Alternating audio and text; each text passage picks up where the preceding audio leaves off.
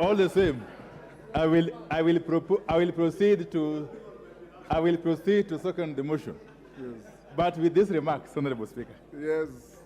Honorable Speaker, I think it has now become a tradition every year for the National Assembly, indeed the Parliament of Kenya, to host the National Prayer Breakfast.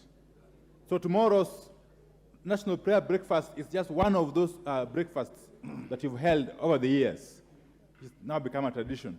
Mr. Speaker, it's an occasion when the nation needs to reflect, really, on where it's standing, the gains it has made, and perhaps what lies ahead. So it's an occasion which should be, in my view, made to remain solemn as an event for thorough reflection. Mr. Speaker, let me confess that in the past, I personally haven't had the occasion to attend the National Prayer Breakfast. But for tomorrow, I will be attending. Tomorrow's National Prayer Breakfast, I will be attending.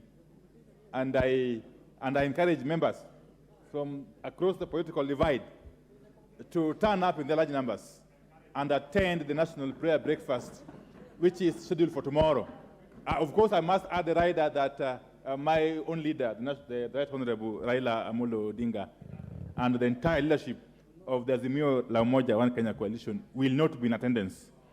So they will be engaged in other national business or duties elsewhere. That notwithstanding, the entire Azimio leadership in the House, indeed, plus its membership, will be in attendance. And we hope that this particular National Prayer Breakfast will be of a different kind. Because in the past, we haven't lived to the spirit of the National Prayer Breakfast. Many times we have gone there, made lofty speeches, high-sounding remarks. At the end of the day, we go back to our usual selves. So let's hope that this event of tomorrow will be a different one, so that from there we can actually, for sure, embark on a renewal of the nation. Mr. Speaker, as I conclude, you know we may differ in very many things, as is expected anyway.